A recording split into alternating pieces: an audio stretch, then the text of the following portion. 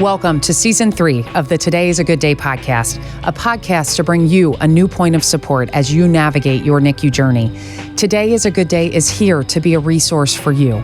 We share personal stories from families who have been there, important advice from medical professionals, opportunities to focus on self-care, and more. Please don't forget to hit subscribe, share this episode with anyone who might find it helpful, and leave us a review on your favorite podcast listening app. We have an action-packed roundtable for today's episode. I am honored to welcome three incredible neonatologists who have impacted more families than I am sure they know. Dr. Eddie Chang currently serves as the Chief of Neonatology at Jefferson-Abington Hospital, but more broadly believes that it is important to build teams that care deeply about children and their families. His experience includes founding medical practices, a seed-stage health tech venture, and a clinically integrated network focused on children. Board certified in both general pediatrics and neonatal-perinatal medicine, Dr. Chang is a Castle Connolly Philadelphia Magazine top doctor and also holds an MBA from the Wharton School of the University of Pennsylvania, where he also studied as an undergraduate. He completed medical school at Thomas Jefferson University, Sidney, Kimmel Medical College, and Pediatrics residency training at New York University. Finally, he returned to Philadelphia, where he finished his Neonatal-Perinatal Fellowship training at St. Christopher's Hospital for Children. Currently, Dr. Chang is a clinical assistant professor at Jefferson and is interested in sustainable healthcare strategy, innovation, and entrepreneurship. Dr. Cindy Dembofsky went to University of Connecticut for undergraduate, where she met her husband and continued at the University of Connecticut for medical school. She came to Philadelphia in 1992 when she began her pediatric residency, followed by her neonatology fellowship at Thomas Jefferson A.I. DuPont Children's Hospital. She joined the Crozier Health System, covering the Delaware County Memorial Hospital and Crozier-Chester Medical Center NICUs after fellowship in 1998. She has been a neonatology division chief for the health system since 2012. She is also a member of the Delaware County Babies First Project. Dr. Jay Greenspan is the professor of pediatrics and emeritus pediatric chairman for the Sidney Kimmel Medical College at Thomas Jefferson University and Nemours. He is also a trustee for the March of Dimes.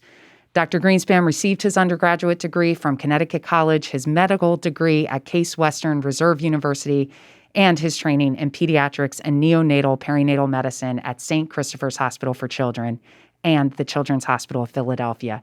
He completed his MBA at Capella University. His research interests include neonatal pulmonary function, development, and treatment. He is also involved in research on the prevention of preterm birth, healthcare reform, and the medical home. Welcome to all three of you. Exactly like I said in the opening, you have impacted more families than I'm sure you know through all of your years of service to help families navigating the NICU. I do have to ask each of you, what made you get into this field of working in the NICU? Dr. Dembofsky? Right. So like many people, my pediatrician was my mentor as a child, and I loved working with children.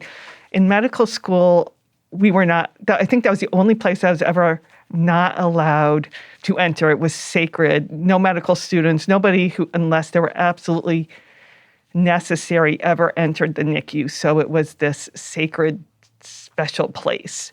And it was during my pediatric residency, I think almost the first day, certainly my first rotation down at Jefferson, that I just fell in love with the NICU, the staff, their dedication. The research was exploding at the time, and the ability to care for and the outcomes for the babies was incredible, how fast it was changing. And Dr. Greenspan, as well as many other amazing mentors, were there who were just so encouraging. That's great. Dr. Greenspan? Thanks, Martha. Great to be here. It's, the nursery is sort of a special place. It's the happiest intensive care unit. So from adults to kids, the neonatal intensive care has the best outcomes. Unlike any other intensive care unit, the longer you stay there, the more likely you are to come out alive and healthy. And although there are tragedies that we know about in the nursery, for the most part, it's a happy experience. And as I had said to my brother, who's a geriatric psychiatrist, I said, if we get through this together with the parents and the kids, we have 99 years or more of success. And he doesn't have that in geriatrics. So it's a special place, and it's a sacred privilege to be a neonatologist. That is true. And I loved how you said that the happiest intensive care unit when you look at when the babies come home, for sure. Dr. Chang. Ditto for all of it. So I think Dr. Dembofsky said the right, I believe earnestly that the people in the NICU, the people that you work with are just the most magnetic, amazing people that I've ever met. And, I've thought over the years of why that is. And for me, I think it's the fact that everyone there's a clarity of purpose. Everybody there is really interested in making these babies, these families whole, and that's really a powerful, uniting energy. Yes. And when you talk about that, and when a family comes into the NICU for the first time, and this is something we talk about quite a bit from our family's personal experience going through the NICU, but also with families we speak with on a regular basis, the NICU is overwhelming, right? For families coming into it, many of us did not have any connection to the NICU, didn't know what the NICU was, and it can feel very intimidating to ask questions, to figure out what your role is in the NICU when you have all of these nurses and a team of neonatologists, sometimes residents that are there helping to take care of the babies. My question for you, and Dr. Chang, I'm going to start with you, but how do you encourage parents to really be a part of that care team from day one? That's a good question. I think a lot of it is reading the room, and understanding what it is that parents had expected with their pregnancy. So, I oftentimes what I do is I look at them, kind of understand where they are in their mindset, and never forget about doing the normal things that people expect. So this family just had a baby, so you should congratulate them, and tell them, this stuff that's obvious. Hey, listen, like I know that your journey probably wasn't a part of it, like at least the planning part of it, and we know that that's true, but our goal is to get you home with a healthy baby as soon as possible, and really kind of centralize that and kind of give that goal, that shared mission, to them right away, and let them know that they're not alone. I think that that's the most important thing that I've come across as needing to do. Mm-hmm. And Dr. Dembofsky? Great. So, yes, it can be overwhelming, certainly at first. And like you said, reading the room, knowing that being part of the care team can be different for each family. It's not necessarily just being part of, the morning rounds or having to speak up, that, wanting the whole family to be whole and involved and giving us the feedback we need so we can help the whole family as best as possible. But that can certainly be, a one-on-one, session, making sure that it's tricky during COVID to have the families together, but little mini sessions where we're sort of, breaking away and really trying to figure out what we can do to help the family be the best that they can to help their baby. Dr. Greenspan, what do you think families should be asking when they come into the NICU to make sure they're a part of that care team? Because I love what Dr. Chang said, Dr. Dembofsky said about, what you all are doing from your end. But I'm wondering too, what questions are parents supposed to ask as soon as they come in? Yeah, it's a really important question, and it's one that's really on us. Parents are not trained to be in an intensive care nursery, even if you're going to end up there, and sometimes we do. You're not trained for that, and it's really on us to break that ice. And we don't do it well often. And I think parents should know that's the nurses, doctors, we're coming in and doing our day job, and we're used to it, and we don't We don't find it uncomfortable, generally speaking, and we're just showing up, and it's really on the lead nurses, the lead doctors, to take a step back and train the team to say to parents in some meaningful way, you're part of this. We know you're going through something that perhaps we've never gone through, but it must be a challenge, and that you should feel a part of the team. If you don't feel part of the team, it's really the team's fault. And I encourage you to lean in and say, I'm not getting anything. I'm not getting what I need. And parents say that in different ways, and there's no wrong way of saying that.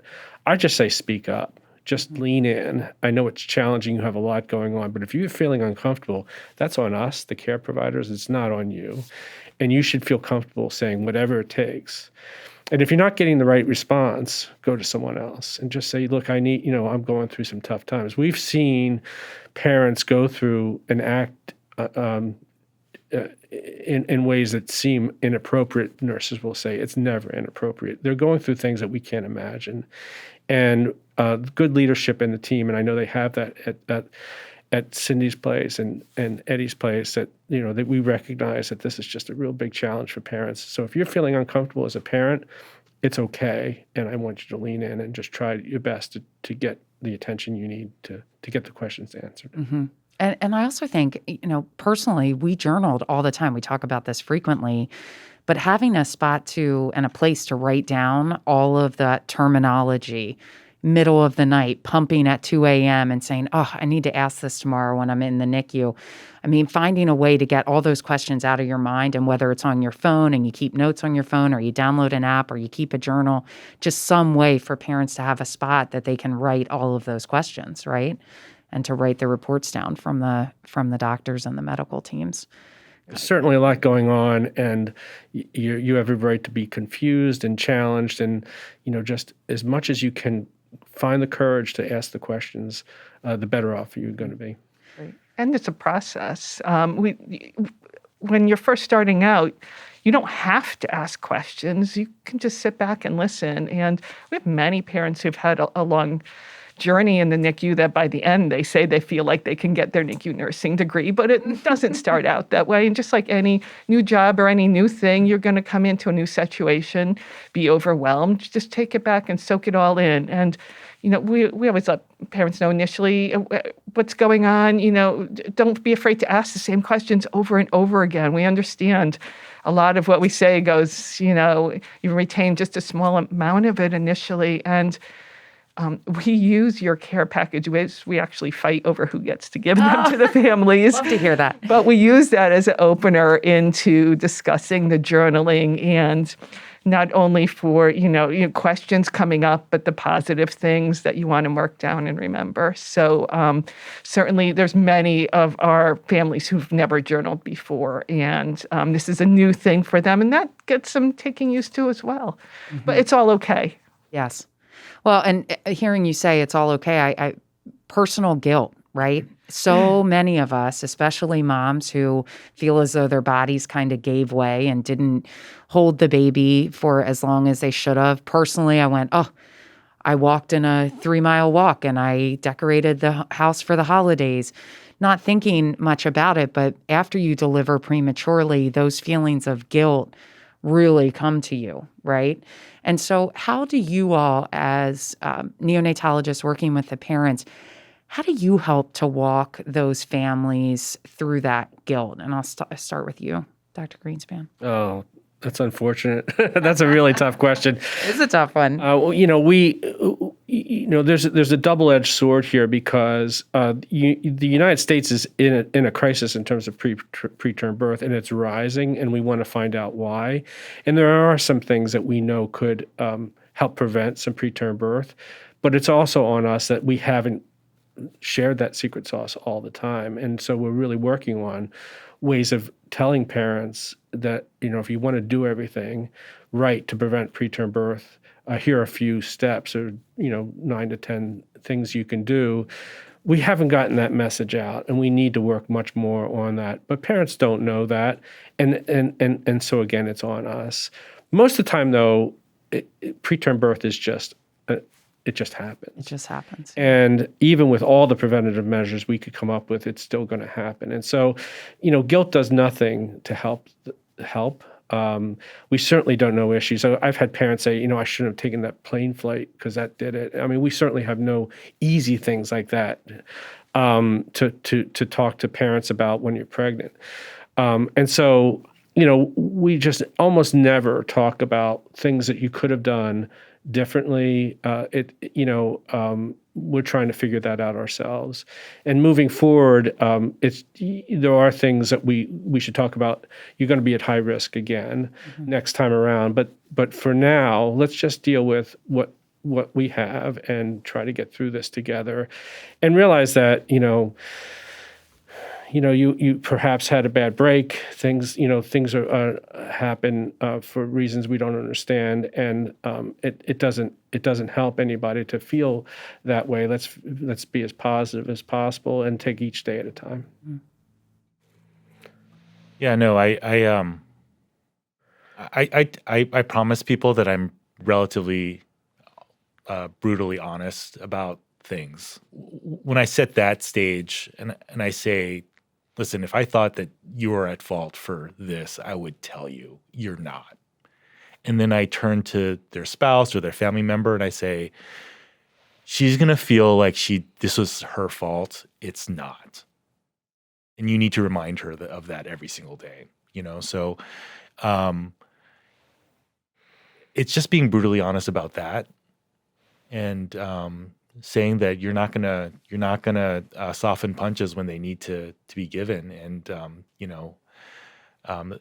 part of that is building that honest rapport with parents. Like, listen, like my job is to be honest with you, and this piece, this isn't going to be helpful, and it's not true, right? You're not at fault for this, Right, and just like you said, that almost all moms feel that guilt every day, and it's almost universal. So before moms even bring it up, because a lot of them don't want to say they feel guilty, that's, admitting something was wrong, is to just bring that out there that, this is a normal feeling. While it's not necessarily a healthy feeling, it's hard to avoid, but it's rarely ever something that you could have done to have that prevented this. And you may feel this in waves of guilt, but that it's not your fault. And in addition to, multiple family members, sometimes grandparents especially, to make sure they get that message as well, that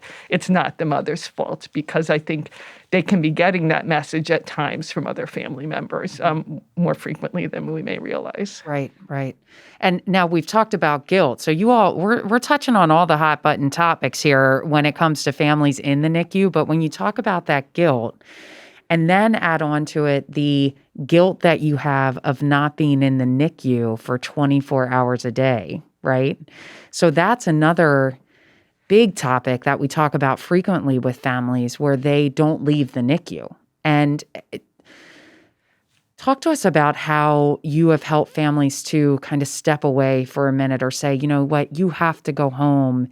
And why is that important? And Dr. Chang, I'm going to start with you on that one. Yeah, no, I think we all acknowledge, that there's research about this for both family members and staff, that staying in the NICU all the time without a break is absolutely bad for your health. And if there's something that we all can do is actually be healthy for the babies, right? It's staff and parents, right? So, I think we have enough guilt as it is. Growing up in my family, guilt was a daily thing, right? So, this is one of those things that I think not being able to take time for yourself, make sure that you're eating well and sleeping well and taking care of yourself, can potentially be harmful to you, and also to the ability that you'll have to take care of babies in the future. But I always encourage people to take time away. Yes. Yeah. And, personally, I remember my mother used to say to me after the girls were born, I would say, oh, I need to go back to the NICU. I was only there once earlier, and then I would come home, and I was recovering from a C-section. And I remember my mother so often looking at me saying, you have to heal so that you can take care of the girls. She goes, you have to heal first, or you're going to not be well enough to take care of them. And I always had that in the back of my mind with, going to see them and just making sure that we were trying to do some self-care. And even with that self-care, meeting other friends in the NICU. We had another couple who also lost one of their twins about a week and a half after our daughter had died. And our self-care was going to dinner with each other during the nurse shift change when we had to leave the NICU. But creating those friendships and those connections was so key to our self-care and our growth and continuing on our extended NICU journey. I'm sure you all see that too, right? Yeah, I mean, this is a marathon, not a sprint. Right. And if you try to sprint a marathon, you will lose. Mm-hmm. It's so important for you to be healthy, not just the physical health, but the mental health. You need breaks. There's some really incredible research that shows that the babies can sense the parents' mood. And so we need you to come in a good mental state and, interact with your baby and have the energy to, whatever it takes, sing, just have the positive vibes are really important. It's important for you. It's important for your baby. It's important for the team. If the team sees that you're optimistic, they'll be more engaged too. It's all a natural thing. I mean, we're all humans trying to get through this together. And so I encourage parents to really take breaks. It's definitely about your health and your mental health and your physical health. But it's also, there's a big picture here. So we encourage moms to go home, take some time off. I've encouraged moms to take at least a day off a week, a full day away to regroup and come back in stronger. So there's a big picture going on here that tells us that you have to take care of yourself and your significant others and in order to make this marathon work. Well, I think what's so important that you're saying is there's research done about it. I mean, people think they have to be there so many hours a day, but there's truly research that's available to say how important it is for that. Dr. Dembofsky, anything to add? Well, I had to say, in addition to people feeling they have to be there multiple hours a day, there's also many of our families who can't be there. They have other children at home. They don't have childcare, and that's a whole nother level of guilt they have to deal with. And that's okay to be the best you can be. We will work with you. We'll do as much virtual as we can. We'll try to help get you in when we can. But as far as taking the breaks, yeah, it's quality, not quantity, right? If you're there and you're exhausted and, you're not going to feel that the bonding as well as if you give yourself a little bit of a break. I read something years ago, a story that also often relate to my families, that this was a new missionary who was going to work with Mother Teresa with a whole bunch of people who are dying, not going to make it very long. And every night she takes her whole team and says, okay, we're done for the night. We're going to eat. We're going to get rest. We're going to go up and do it again in the morning. And was just like, how can we leave these people? A lot of them will not be here in the morning. They're not going to make it. We can't just leave them. And she was like, the people who have come in and don't give themselves a break, they sprint, they burn out, they don't make it, they go home. And in order to keep this for the long game, we need to all give ourselves that break so we can come back refreshed, do it again the next day. And so I tell my families, if Mother Teresa can do that and give herself the out and not feel guilty, you can too. Yes, I love quality over quantity. I think that is a good way to look at especially extended NICU stays as well, where it truly is that marathon and not the sprint.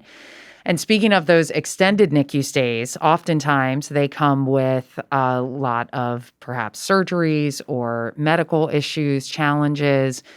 And I have to admit, my husband and I are guilty of this. At the beginning of our NICU journey, when our surviving twin was diagnosed with grades 3 and 4 brain bleeds, we did a lot of Googling of what that meant. And I think I had that computer screen open for about 3 days. And then I closed it and I didn't search again because I said, you know what? This is not necessarily going to be clear. But with that in mind and knowing how easily accessible Googling and WebMD and all the different platforms that are out there, how do you lead parents to other resources for information and help them not to start Googling and going down that rabbit hole? Dr. Greenspan? Always hit me with the tough ones first. You're right here to my right. It's a really good question. And of course, everyone's going to Google and do all their searches. And we do too. We like to see what's out there. Some of it's accurate, some of it's really not. It's going to happen. As you know, I'm a member of the March of Dimes. I'm a trustee for the March of Dimes. And we have a website, marchofdimes.org, that is really filled with great information. I always tell people to look at that site too. But at the end of the day, your baby's your baby. And these studies are all about, even if they're good studies, they're about the masses. And so each baby's it's different. I can tell you that, and you know this well, Martha, I'm sure that, your baby may have liked a certain formula or a breast milk variety of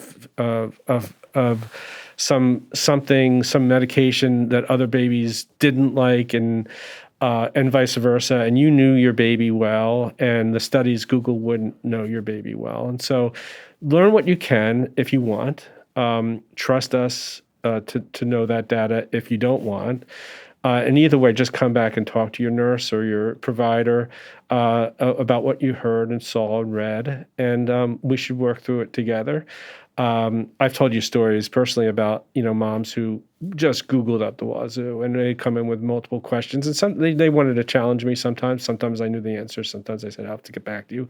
I think that dialogue is really important and good, and some people cope that way. And sometimes we changed practice by, what the moms knew and said. So learning is all important. And, I don't mind, when they Google. I do encourage them to read other things that, like the March of Dimes website, but no information is bad information generally. Dr. Chang, so when we're talking about Googling, great feedback from you, Dr. Greenspan, on that. But when we have families who are trying to research, who are trying to make sure they're making the best decisions that they can, what do you talk to them about when they say, you know what, I want to go get a second opinion, or I need to ask another neonatologist? How do you handle that? Yeah, I think it's all about what's best for the family. So for me, I would say, hey, listen, first of all, obviously the answer is yes, right? So we'll try and facilitate the second opinion.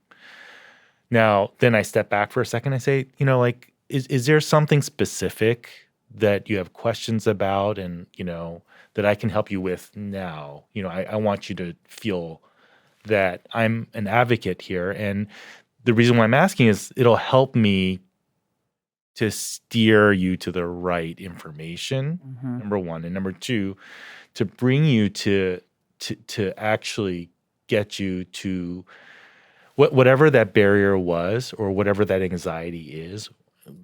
I want to resolve it. So to understand the why in addition to that second opinion really is something that I always try and inquire about. But it's okay for parents to ask that and say, hey, I'd like to get somebody else's opinion on this diagnosis or the need for this surgery, anything along those lines. Yeah, 100%. And these days there are varying ways to do that without too much turmoil, right? We're in a modern era with a lot of modern conveniences of communication, both video and audio. And, these days, especially in a place like Philadelphia, in the greater Philadelphia area, there are a lot of ways to get second opinions without too much turmoil. Right. Right, yes. And we're in a community hospital. So I don't know if the families realize how much we reach out. We don't have our own pediatric NICU subspecialists, but we have amazing children's hospitals close by, and we're reaching out to them. on a regular basis when specific issues come up. And a lot of times we will bring the families into that. And if they ask for a second opinion, we'll have, a speakerphone and go, okay, we're all going to discuss this together and find out, you've read this article. There's tens of thousands of articles published every day. Most of them don't change practice for at least 10 years or so from, when they're published. So is there anything going on that's of value now versus this is a potential for the future that may or may not work out? And I think families really value that. One of the challenges with families and supporting families that we've really, on top of all of the checking in with their mental health and everything else, has been the increase in language barriers that we've been seeing, and trying to help give families the resources and assess all the needs they have when communication is such an obstacle. And I think that's another area in line with the mental health that's far under-focused and needs a lot more attention. We do have, again, for Delaware County, under that umbrella of the foundation, a Hispanic Resource Center that does open a lot of those doors. But on a day-to-day basis, trying to communicate with the families in the NICU and figure out all of the things that we've been talking about today, and then put another communication level on top of that is extremely challenging. We talk about that a lot, and that's an area as an organization we want to look into more as we're moving forward as well, is to work to get some interpreters that would be available to help with that. Thank you for bringing that up. I think that that's a huge barrier that also is just so hard to navigate. I mean, it's not only socioeconomic, but also cultural and language. Right? I think that that's so important to keep up top of mind. Yes. Yeah. Thank you all. Great feedback. Really good conversation today. I'm so excited about all your answers to these questions, and I have more to come. But Dr. Dembofsky, I want to stick with you here. When you are meeting with families and you have moms who may be suffering from post-traumatic stress, right, from the experience they've gone through, or postpartum depression, how do you encourage them to seek help when they need it, or who should they be asking help from while they're going through the NICU journey? Right. So I think sometimes we bombard families a little too much because that is a very hard subject for families to bring up. So we'll check in on their wellness on a regular basis. How are you doing? I'm still doing okay today, But, and obviously if they've had a history of challenges in the past, that makes it more likely. But so we preemptively counsel all families that postpartum depression is common in the whole general population, about 1 out of 10, but much more common if you have a baby in the NICU. We have a social worker who we can reach out to at any time. But before any mom in the NICU goes home, we'll sort of preemptively give them some resources if they were to find themselves in a place that they needed to reach out for counseling. And then there's sometimes where a mom doesn't see it, but outside, it seems more apparent, or another family member might even come up to us and provide us some concerns. And, it may take time. We may not, happen in a day, but we do have resources in Delaware County specifically, which we can talk a little bit about resources, but we've spent the last 5 years or so with the Delaware County Foundation really trying to gather a ton of resources all into one place that families can reach out to. And one of them is a relatively newer program called Moving Beyond Perinatal Depression, and is really a great service for a lot of these families. That's great. And speaking of resources, talking about Delaware County Foundation, other resources that you direct families to? Yeah, that is the main one. That has Healthy Start. They have medical legal supports. They have Hope, which is a housing for improving inequities. And in Delaware County, there's the Petaway Foundation that's in Lansdowne. Teresa Pettaway had, I believe, 3 premature children herself and is a doula. She trains doulas. She actually works with one of the insurance companies locally to provide free doula services. But for those families who don't have that, insurance company has parenting classes, father classes, NICU classes, yoga, meditation. A lot of it's virtual now. Hopefully we'll get back to in person and actually getting little, rewards and going shopping for the baby for participating in some of those. Under the umbrella of the Delaware County Foundation, there's a nurse family partnership. There's a stork program. We have multiple other resources that were hard for, as Dr. Greenspan said earlier, we're trying to get all these resources. We saw, for, nutrition was the other big one, and getting, rid of the food deserts and good nutrition and bringing them to families. But how we reach out to get this information to the families who need it. So hopefully people are listening today. Yes. Well, and I want to ask you, Dr. Chang, resources to help moms that are going through some of those challenges, but also just in general to help parents to empower themselves and resources that are available for them. I would actually just say that it's amazing that you've gathered so many amazing resources together in Delaware County.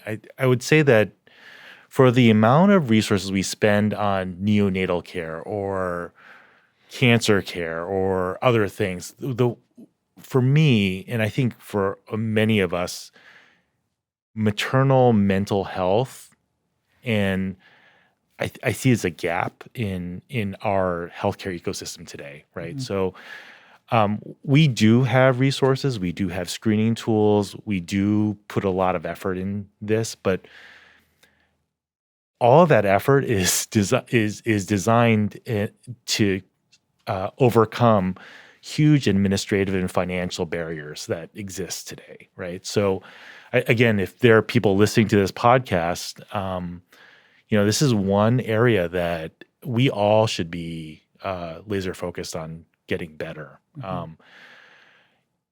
I think, quite frankly, as far as resources, we have internal resources at our hospital, like mental health workers and nurses that are trained to screen for maternal mental health issues, social workers, psychologists, things like that. As physicians, we're always looking out for it, both overt and not so obvious signs of distress. And we also partner with great organizations like Today is a Good Day, right? to deliver resources when in soft and soft and concrete ways. So, I think that it's right now it's a patchwork. I think that we're in a decent spot only because there's so many people working at it. But quite frankly, it shouldn't be this hard. This is something that we should be. This is a high priority item that, unfortunately, I think at a system level, we're probably not really designing well for. Mm-hmm. Dr. Greenspan, anything to add to that? Yeah, I'll just double down on what both Sidney and Eddie have said. The challenge a couple of years ago was that the parents are really not our patient in the NICU. And we didn't look at that as something we really had to step into that much until it sort of has bitten us. And I would think one of the very few silver linings of COVID has taught us that behavioral health is a huge issue for kids, for adults, for all of us during COVID. And, in the intensive care nursery, we now know that if you're not having behavioral health challenges, depression, anxiety, you're unusual. So we've learned that, and most of us have adapted our nurseries to have, as Eddie said, some screening tools and some supports, social workers and all that. And I do compliment Delaware County has stepped in and said, we need even deeper resources. But we all have them and we can dig into them. But I think what COVID is going to do for us is make this sort of a much more natural connection that, the patient, the mom can now be our patient as well, and allow us to do some of these things, be it virtual or otherwise. So we should, certainly if you're a parent and you're having challenges, anxiety, depression, anything that you just don't feel right about, challenges with your spouse or significant other, you're not alone. It's something that, if you reach out, we'll find some way of helping you, and understand that you're probably in the majority and not in the minority. Yes, for sure. And that is something we say often. You are not alone. Many of us have navigated all of these journeys, right? We may look strong. And by the way, well, we did a study on this, I think I mentioned, when parents are acting, out in conflict or anger, it's often because they're depressed. And so we're learning that, that your behavior is not often reflective of what you're really feeling inside. And if you're acting unusual, it's not your fault. It's really, we have to figure it out. Yeah. But I think you made a good point of saying, just ask the neonatologist, ask the nurse that's taking care of your baby. Say, this is what's going on. I need some help connecting with resources that might be available for me. Exactly. Right? Now, we've talked a lot about being in the NICU, from when you are admitted to the NICU through your stay in the NICU with your baby. It is a big milestone when you get to go home from the NICU. Sometimes, and I'm not naming names here, you have to get kicked out of the NICU because you just won't leave, and you buy pizza and you do all kinds of things. And then they finally say, well, now it's time for you to go home, Martha and Paul. But when you are working with families and they're getting ready to leave the NICU, it is scary, especially if you're going home with an apnea monitor, with oxygen, any extra equipment that you have to go home with, and your baby is not connected to a lot of wires. And just like you all tell families all the time, stop looking at the monitors, look at the baby. But what's your biggest piece of advice for families when they walk out that door? And Dr. Chang, I'm going to start with you. That's a hard one, right? What did I tell you guys? Well, in full disclosure, Dr. Chang did save our Claire. He delivered our Claire and was with us through our extended NICU stay. I have a few things that stood out to me that you said, but one was when the good days outweigh the bad days. And we hit where those good days outweighed the bad days, and we got to take Claire home. No, but you definitely had to kick Paul and me out of the NICU. We wouldn't leave. Yeah, no. So we work really, really, really hard, right, to make sure that babies are ready to go home, right? So,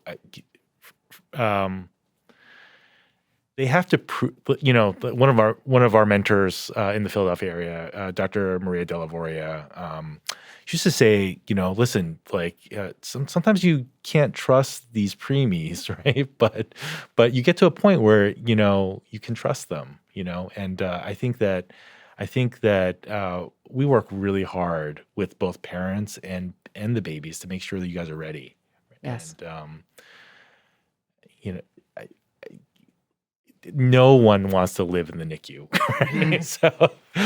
So I think part of this is just like trusting in the fact that the baby's done their homework, the parents have done their homework, and hopefully you guys get a chance to see what the outside world looks like and really go home. Get to a point where you trust the preemies. Yeah. I like that. Dr. Greenspan? Yeah, it's a really, what's interesting about what you said, Martha, is that most of us in healthcare feel that you just want to get out of there as soon as possible. And what you sort of said was what we sometimes hear, which is, Charlie can go home Wednesday, it's Monday. And the parent sort of looks at you like blankly, and I'm not sure they're saying, can I go home tomorrow or can I go home 3 Wednesdays from now? And sometimes it's 3. Scary. Yeah, it's scary. And we don't really recognize that enough, and recognize that, we've been taking care of, Charlie for a long time, and we're used to him, and he's, it's just room 1, and, we walk in and we cuddle and we have a good time. But it is different. You go home, you don't have all the monitors, you don't have the nurses, the respiratory therapist, and all that support, and so it's going to be scary. We do know that babies do better at home than they do in the nursery generally. that when they get home and it's quiet or whatever it is, the love that they feel at home, it makes them grow better. We sometimes are amazed. They come back, a week later and they're just different babies. So you should have the confidence that the home is really the best environment. But I get it. It's going to be scary. And, tell us what you're feeling. Again, communication is a beautiful thing. And, if you tell us what you're feeling, we've had parents call us 3 hours after they go home to say, this burp wasn't quite, we love that. We just love knowing all that.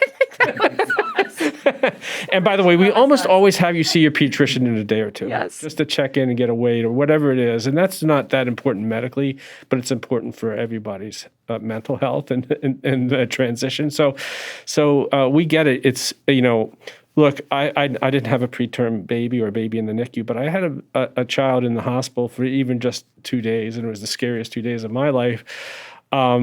For a minor thing. And when I went home, I was scared. What happens if this? What happens if that? And so I sort of remotely get it. I can't imagine being you and Paul in that moment, because it's got to be scary, and just recognize that you're okay. This is gone, many people have gone through it, and, we're still here for you. Mm-hmm. Yes. Dr. Dembofsky? Yeah, and the NICU is open 24/7, so you can call. Yes. Yes, it is. And we highly encourage before that day to really take us up on our offer for a sleepover. We offer that for all families, and there are a lot of families who might be there a lot during the day. Again, not so much at night during COVID, but that feel like they've done a lot of care, but it's different when you're sleeping there in the room and you're off, the baby's off the monitors, and you're away from all of that, and the nurse isn't right there at the side. And it really is like your sort of first night alone, where we just sort of peek in and really let you guys, have your time together, and that time that you missed with the initial hospital stay after birth.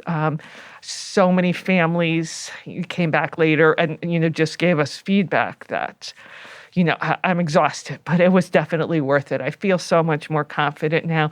I didn't think I'd really need this, but until I did it, I didn't realize how much I really needed it. And so I really think that helps as another layer to just feeling confident. And the more confident you are, the better it's going to go. I think it's important to also acknowledge, in the same way that we had said, hey, listen, there are certain feelings that are totally normal. Like, this is definitely one of those normal things, right? So, a few years ago, we actually queried parents after they had gone home and listen, like, how did you feel? What are the things that would have helped you? And we realized that just even a normal check-in, so, for a while, we, in an analog way, not high tech, but we would call parents like a day or two. We wouldn't call them that day, right? We would give them a day to kind of feel the weight of being alone with their kid for a day. And then we would call them on day 2 or day 3, right? I don't know if you remember that. Mm-hmm. So we would do that just to check in, to say, hey, listen, how are you? And it really wasn't about that information transfer. It was really just to say, listen, there's someone here that still is thinking about you, that remembers you, and they can help you if you need. Right. So that was really important for us to learn. Right. The other piece was that during COVID, we realized that maybe we can do this in a technologically more advanced way. So we actually started using Zoom as a check-in. Right. So not only would we call them, but we would also check in with them with a Zoom call. And then, we realized that oftentimes these parents had questions that weren't doctor type questions. They were maybe nursing type questions, or dietary questions, or normal behavior questions. So we actually put the Zoom call together for a lot of our families, where we would actually have our NICU dietitian and one of the nurses or a developmentalist on the Zoom call with us. And it would only be like a 15-minute check-in, 15, 30 minutes. But the anxiety level after that visit, which was nothing for us, right, was impactful for the parents. And what we've been able to show is that these parents, their anxiety levels have decreased. Their emergency room visits decreased. Their phone calls to their pediatricians also decreased. just by checking in with them, like 1 week after and 2 weeks after, and then sometimes 4 weeks after. Well, it means a lot. It goes back to that care of the family in addition to the baby, right? Adding that extra care in there. So I have one last question for all of you. And as a NICU parent, I'll tell you that we have heard so many different lines that have stuck with us for years after Claire graduated from the NICU. And I'll share one with you now. I say it often, but one of our wonderful neonatologists at Abington Hospital, Dr. Snyder, I remember looking at him halfway through our NICU stay, and we had known about Claire's diagnosis of bilateral brain bleeds, and we didn't know whether she would walk or what she would be able to do. And I remember looking at him saying, Dr. Snyder, what's she going to be able to do? What's her future look like? Because we didn't know, and we can't control it, and we can't see into the future. And I'll never forget, he looked at me and he said, Martha, she's going to be the best Claire that she can be. And I repeat that line so often to other families because it's so important to hear that, because we work hard to make them as successful, to help them feel as successful, but knowing that they are the best that they can be. So when you think of all the families, I have one for you too, Dr. Chang, but when you think of all the information and all of the conversations that you've had with families over all of your years of service helping NICU families, what is one line that you've shared with NICU families to help encourage them? Or one story or whatever you'd like to share here, but something to help them feel encouraged as they leave the NICU or even during their stay. Dr. Greenspan. Darn you. You were looking at Cindy for a second. No, I've said this over a lot of times, and that is really two words. And one is, congratulations, and then I'm sorry. And and the congratulations is, you have a beautiful baby. Mm-hmm. She or he's yours, and you got going home, and what a remarkable story. And by the way, certainly if you're listening to this podcast, but almost all the time, in fact, all the time, you've been a remarkable parent. You've been there, through thick and thin. And so I congratulate them on all of that. And by the way, you had a baby. It's congratulations, even in the beginning. And sometimes we forget, but that should be a congratulations. Yes. The sorry is, it wasn't supposed to be this way.